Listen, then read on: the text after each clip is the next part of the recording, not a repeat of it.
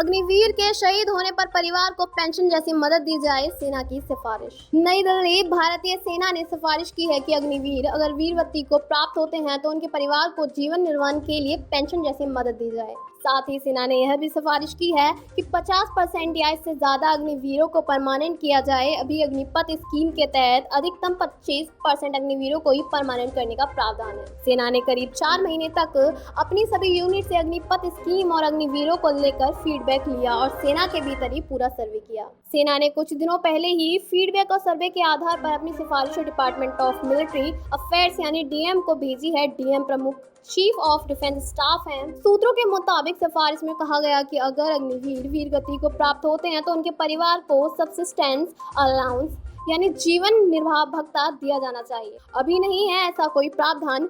एक अधिकारी के मुताबिक यह एक तरह से पेंशन ही है। सिफारिश में यह भी कहा गया कि अगर देश की रक्षा करने के लिए अग्निवीर डिसेबल्ड विकलांग होते हैं तो उन्हें भी एक्स ग्रेशिया आर्थिक मदद दिया जाना चाहिए। अभी अग्निपथ स्कीम में अग्निवीर के लिए इस तरह का कोई प्रावधान नहीं है। सेना की सिफारिश है कि हर बैच में कम से कम 50% अग्निवीरों को परमानेंट किया जाना चाहिए। इसके साथ ही टेक्निकल आर्म में अग्निवीरों के अधिकतम एज बढ़ाने का भी सिफारिश की गई है। सूत्रों के मुताबिक सेना की तरफ से अग्निवीर का कार्यालय 4 साल से बढ़ाने जैसी कोई सिफारिश नहीं की गई है। जून 2022 में लाई गई स्कीम भारतीय सेना में अग्निपथ स्कीम जून 2022 में लागू की गई और इसके साथ ही पुराने भर्ती सिस्टम को पूरी तरह खत्म कर दिया गया। सेना में जितनी भी भर्ती हो रही है वह सभी अग्निपथ स्कीम के तहत अग्निवीरों की हो रही है। स्कीम लागू होने के साथ ही इसे लेकर सवाल भी उठने लगे हैं और इसका विरोध भी होने लगा। हाल ही में हुए लोकसभा चुनाव में कांग्रेस ने अपने घोषणा पत्र में वादा किया था